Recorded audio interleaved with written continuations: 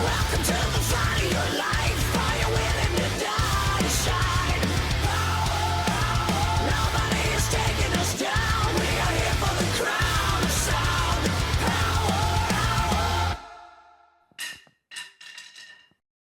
We're backstage, and welcome to Rockville 2023. It's Matt Pinville with Josh Bernstein and Katie Babbs. And we're here with great Seattle guitarist and our friend Ayron Jones.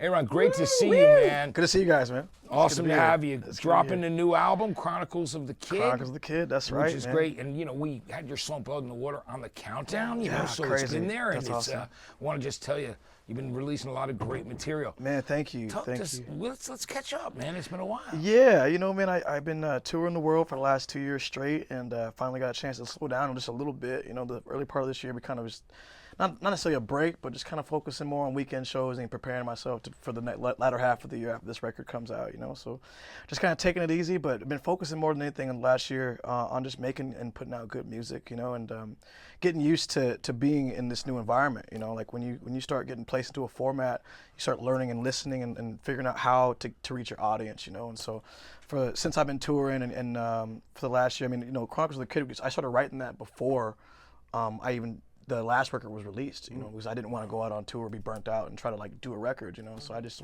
would go on tour, come home for a couple of days, and then go straight into the studio and finish up this record. And while doing that, you know, I'm out with bands like Shine Down, and I'm out with like, you know, bands like Wetzel, and you know, I got all these influences that were kind of flowing through me while I'm writing this record, you know. And so I think a lot of that really showed up on the record, and I got to talk about stories, you know. Like I went from sitting in my couch from the pandemic to one of the biggest names in rock and roll, and then having to deal with the fame and like how to maintain your personal life and figure out who you are.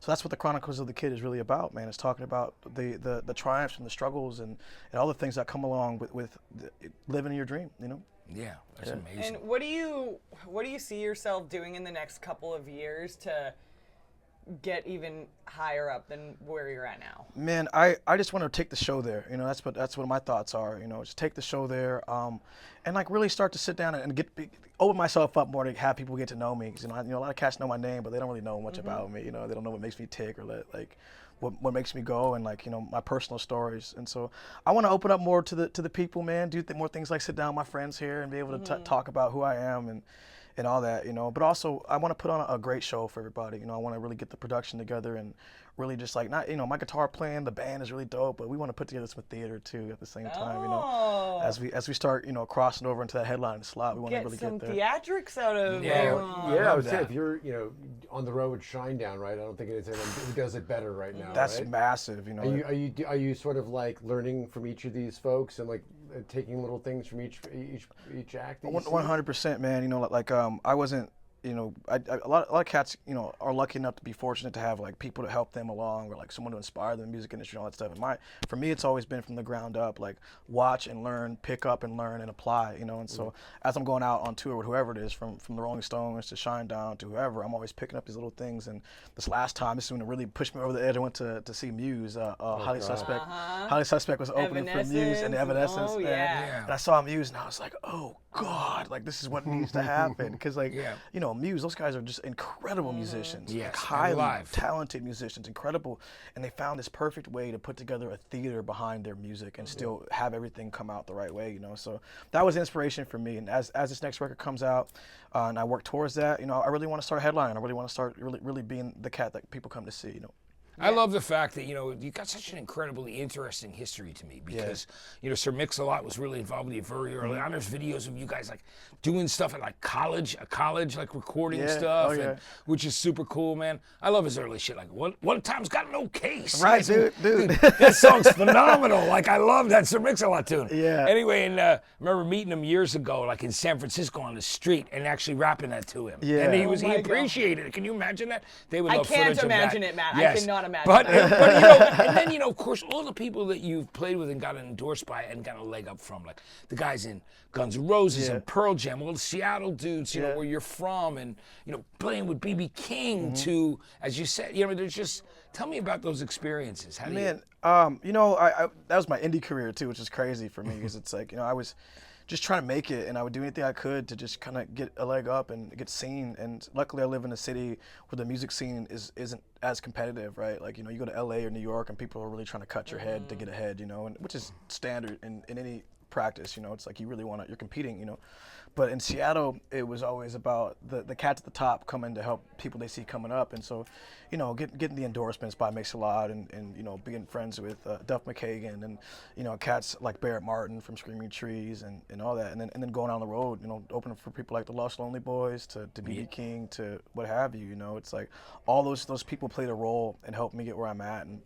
And most recently, I think the biggest endorsement I got was really from Mick Jagger and the Stones. You know, like we opened for them. I'm not familiar with them. Yeah, we don't know them. Yeah, we opened for them in Detroit. Yeah, the Seattle Dude, band. Barrett Martin, you mentioned the Screaming Trees. He and I did peyote together That's years ago. tight, dude. So, you know what's I'm mellow now, but- you know what's so funny because Barrett is at this point in his life. You know, this happens with the older rockers because, you know, a lot of people. I mean, the audience probably knows too. But like when you're young, early on, you're just going at it, man. You're doing everything. You're experiencing everything. Yeah. But a lot of the older rockers are sober because it's. I am too. So Right. it's like, you know what I mean? Because Yeah. every day becomes that, and then you just like all of a sudden now you just realize like, oh, I've been partying for the last 3 days in a row or 5 days in a row, and you just don't even know it. Or 5 months. Right.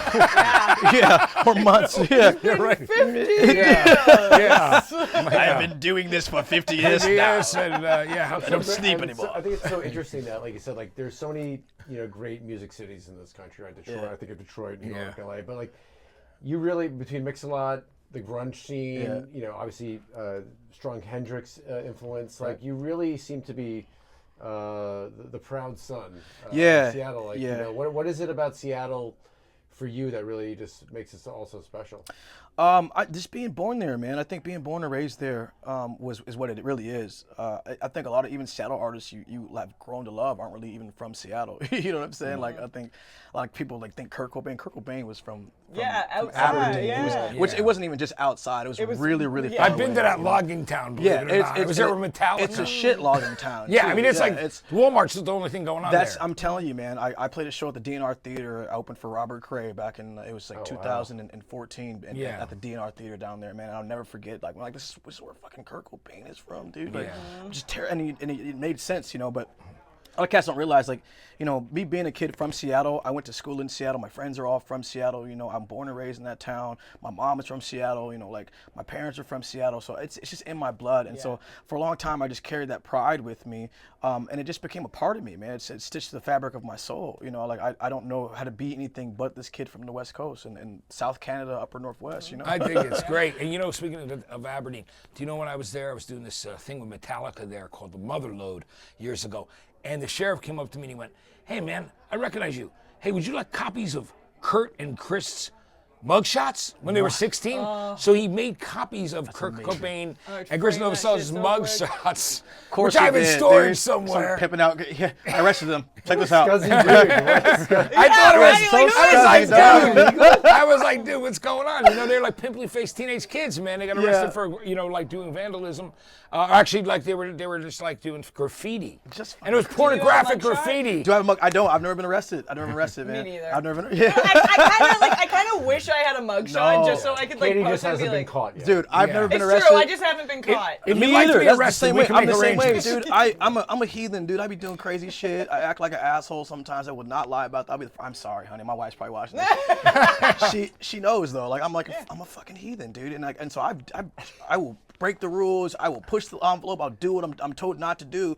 And I've just never been caught by. I'm really well spoken to, articulate. I'm from, you know, Washington State's one of the most literate states in the country, right? All right. So sorry, officer. Sorry about that. I didn't mean to do that.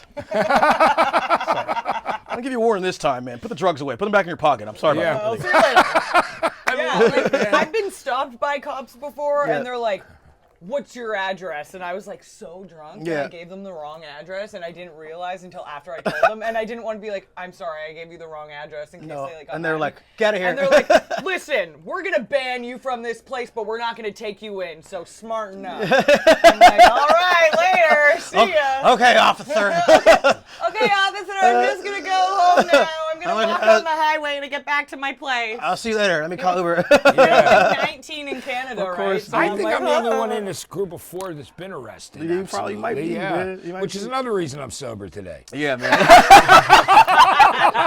You know? Bravo, Matt. Yes, bravo. there we Proud of you, go. Matt, okay? Well, Yes. Ayron, before you go, Yeah. I want you to, for any of your, your friends who are not here today, how would you describe like what you're about to witness and experience at a festival like this? Because a lot of people don't get to go to these things in person and see the bands, drink, eat. Yeah. Like, how would you describe to them, like, bro, here's what you, dude, This it's got is this, it's got that. for me. How would I describe this, man? It is. I'll put it this way, man. You tour a lot, and I don't really get to see too many of my friends. And you have big shows, you have little shows, and then there's shows like this where the community comes together and we celebrate a thing that we all love to do. And that's it, man. It's like a Sonic church is how I would describe it. For all the misfits and all the outcasts in the world, they all come together. Exactly. Sorry. Dab.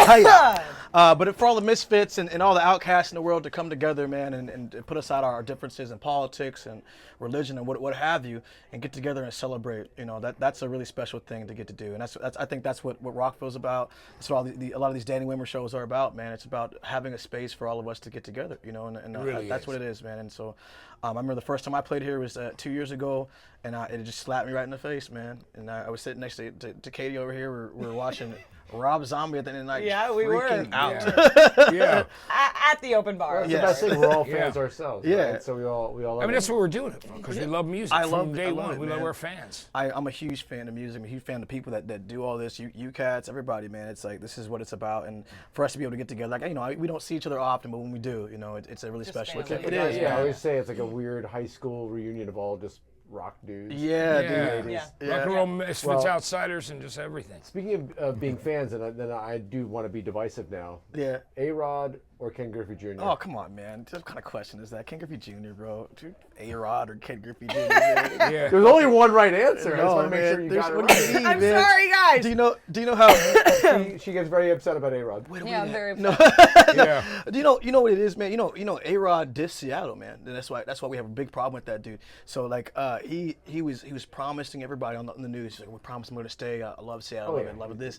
And then Texas gave him that huge deal, and he was gone. We were like, what a dick. We hate this guy, man. How dare you? Like, so we were Seattle sports. It's a little. Listen, Seattle is like this little isolated city in the middle of nowhere, in the Pacific Northwest, but we take our sports very, very seriously. It's rare that we get a really, really great team to come across. So when we do, we get great players and stuff, and you make promises like that, we're gonna hold you to it. You know what I'm saying? So, Yeah. So Hell yeah. we're always gonna be kind of like boo on A-Rod, So All right. I love the pride thing. Well, there. A-Rod, if you're watching, boo. And by the Boo way, you. when Call me someday though. you and I will have to fish out the window of the Edgewater Inn. Oh man, let's do it, man. I used to play there. I used to play at the lounge there every like Friday, every Yeah. other Friday. Yeah, dude. Edgewater, right? Yeah, the Edgewater Inn. Yeah, I With came the up in famous Seattle Zeppelin playing and- these little clubs and stuff, right? So I played at the Edgewater Inn every like Thursday night, just super loud. Dude. They were Yeah. so pissed. They That were place was mad. so great because it's it's like still looks like the '60s, like it did when the Beatles stayed there, amazing. and when Led Zeppelin were fishing, Keith Moon fishing out the window, can Led fish out the Zeppelin's window from your own shark room. That's so incident. cool. That's so cool. I love that. And It's there's great. pictures of the Beatles staying there, like yeah. on the It's wall. in the lobby. Oh yeah, it is, and it's a great place too, man. And that place has really been cool to be all these years. That's awesome. Well, here's love to year 2 for us. Yes. Open bar. We'll go watch some music. Please, Thank you so absolutely. much for being a part of the Anytime, Power man. Hour Yeah. on Access TV. Ayron Jones.